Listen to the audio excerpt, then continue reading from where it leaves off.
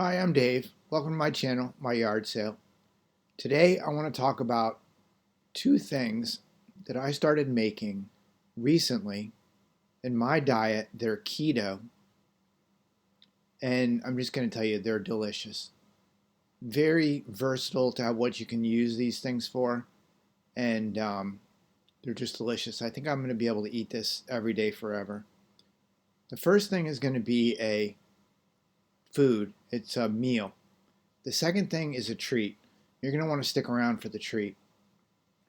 So one of the reasons why I enjoyed the carnivore diet was because as I was going into this whole metabolic thing that I've gone through, I started getting neuropathy, my hand coordination, my hands started getting very difficult to use. I was not able to really, I couldn't peel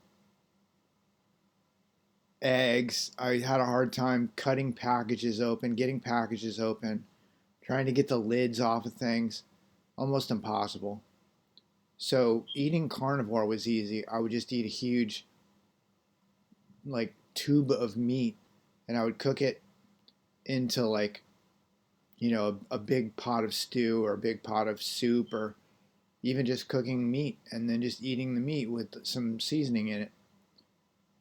So I did that for a very long time and I felt like my symptoms were not reversing. And my symptoms are not A1C, diabetes, prediabetes anymore because I've cured that, I believe. I believe that I have very low A1C. My problem is the metabolic issues that those high sugar levels over the years have brought on. So I'm trying to reverse these nerve issues.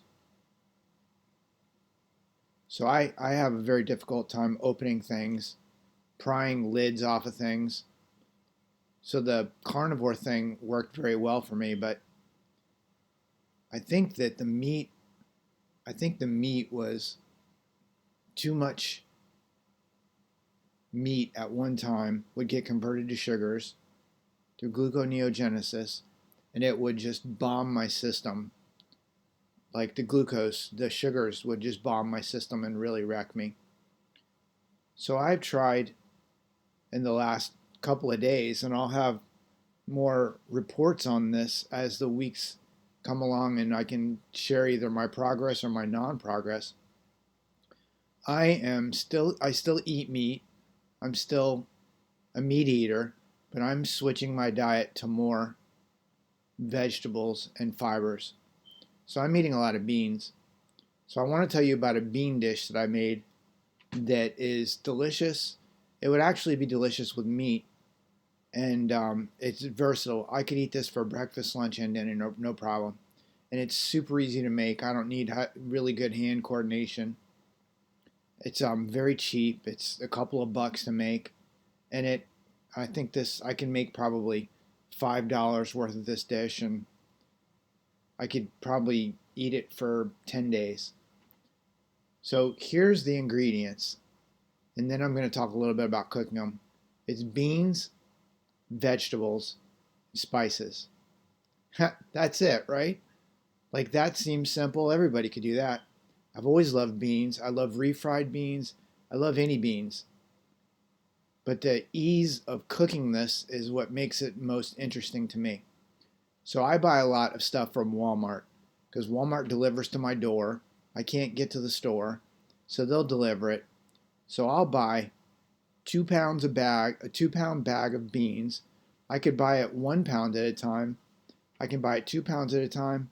I can buy it 4 pounds at a time or 8 pounds at a time. I made it with 1 pound. I think next time I'll make it with either 2 or 4 pounds because I'll eat it all the time, all day long. So 2 pounds of beans, and I use pinto beans, but you could use any kind of beans. And then I add vegetables. And the vegetables I add 2 pounds of beans. I add a 2 pound frozen bag of Walmart peas, carrots, and string beans, and corn. There's corn in it too. So I add a 2 pound bag of frozen vegetables, in a 2 pound bag, or probably you could add 1 pound, or like I said, 4 pounds of beans. I feel like the more beans, the more satiating the meal is. But I don't know. I was pretty full after eating beans all day in this dish.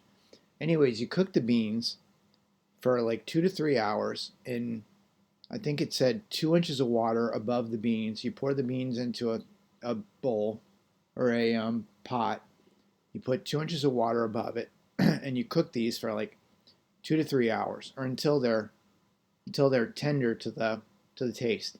You can put a bean in your mouth. If it's still crunchy, keep it cooking. Or I don't know if you can overcook beans, but I think I cooked them for 3 hours. So once I cooked it for 3 hours, I just dumped the frozen vegetables right on top of it. And then I cooked it for another 30 minutes just to wilt down the vegetables, get the ice out of the vegetables. And then I just mixed it up. And that's when I put in some salt. I always add salt because I think our bodies need salt. I need salt. And then I put in some curry powder, some garlic. I mean, at this point you could put anything in. I had some dried um, I had some dried herbs that I had grown last year. I put those in there, and I can put whatever flavorings in there I want. But I just mixed it up, and then I put it in the refrigerator. So now, if I want a warm meal, I will warm it up. I could add rice to it. I could put meat in with it if I wanted to. It tastes good. I salt it. I put some hot sauce on top of it, or I put some cayenne pepper on top of it. I can eat it for, I could probably put eggs in with it, make it for breakfast. I can eat it for lunch, not a problem, like a salad. And then I can eat it for dinner. There's enough beans, and it will fill me up. Now, when I made it about 1 to 1 beans to vegetables.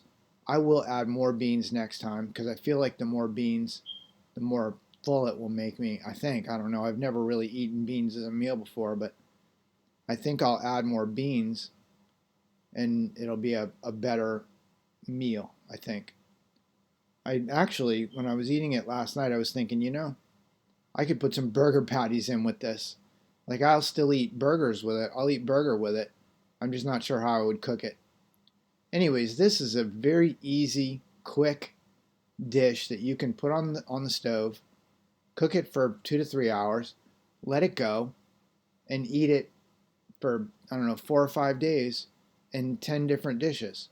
Just think about all the dishes that you could add, like a taco sort of dish to. Oh, that's the other thing is had some I had some zero carb tortillas, mission tortillas, that I put in the microwave and heated them till they were a tiny bit crispy. And then I ate those with my meal yesterday. And that was kind of delicious. It was almost like a taco, except it wasn't a taco. It was there was very very very little carbs, no sugar, no anything funky. It was just vegetables and beans and a couple of tortillas. No carbs. It was delicious. I enjoyed it, and I enjoyed it enough that I'm making this video. So now I'm going to tell you about the dessert, the treat. And this is something that I was very shocked about, and I'm excited to share because I think there's 10 million ways to use this to make delicious treats that are not unhealthy. That's the key here. It's not unhealthy. So the ingredients are powdered peanuts, again from Walmart. I think it's $10 for a pretty good package that you're not going to use too much of it in each serving. Actually, you probably could make a huge serving, but you're not going to need that if it's just one person eating it and you make it as you eat it. So powdered peanuts. Then I add in a tiny scoop of allulose, which allulose is my non-nutritive sweetener. That's what I use. You could use monk fruit. You could use stevia. There's, I don't know, there's a bunch of different kinds of sweeteners you could use. I guess you could probably use the pink packet or the other packets. If you wanted to add a non-nutritive sweetener, you could use those if you wanted. I don't prefer those. Um, so I use a sweetener, and then I also use some chocolate. And I use again Walmart powdered. I think it's Baker's chocolate. It's unsweetened. So the only sweetener is the sweetener that you add. It's only powdered peanuts. It's the chocolate powder, and the sweetener. That's it. So I put that all in a dish, and this is what I make it in. I make it in this dish. I don't know. This is a custard cup. It's like a pudding cup. It's the kind of thing you would make pudding in. I put the powder all in there, and then I'll just mix water right in there. I could put this in a cereal bowl too and make a bigger dish. Now the key here is if you start out with just a little bit of water, that powdered peanut is going to turn into peanut butter. So if you're thinking you're going to drizzle this over stuff, you can put more water and make it more watery. If you want to make like little balls, you want to make like balls you want to roll in protein powder or something, you could do that. You could also put protein powder in this. That would actually be pretty tasty. But you can make it more like peanut butter or close to between peanut butter and runny like a syrup. And the interesting thing is it's delicious. It's peanuts, it's chocolate, it's sweetener. It's either thick like peanut butter or clumpy like, I don't know, like a clump, like a powder clump, or it's like a syrup. And you can do whatever you would do with those three different items to make things. You could drizzle it over, I don't know, I was thinking I could put it into those no carb tortillas, roll it up, put it in the microwave, and harden the tortilla rolled up with this stuff inside of it, and make like, some kind of a crunchy peanut butter chocolate sweet treat. I thought that would be kind of good. Um, but this peanut butter powder, chocolate, and sweetener is delicious. And I'll make it in that dish that I showed you. I'll make it into like a clumpy, not quite peanut butter, and definitely not runny, but sort of like more firm than just syrup, less firm than peanut butter. But I'll put it into that bowl, and I'll just eat a bowl of it, a small bowl of it, and that altogether is maybe 3 or 4 teaspoons of peanut powder, and then of course the chocolate and the sweetener that I add. I guess you could probably add other things to it. If you wanted to add fat, you could melt butter and put melted butter into it and use that instead of just water. You could use melted butter and water. You could use MCT oil. You could use coconut oil. You could use any kind of oil as a fat if you want to add fats. But there's a million things to make this with. It tastes delicious. I literally make it in that little dish, that little custard cup, and I'll mix it up into like not like I said, a powder or paste or a syrup, but I'll mix it up into like a clump, and I'll just eat it as a treat. It's delicious.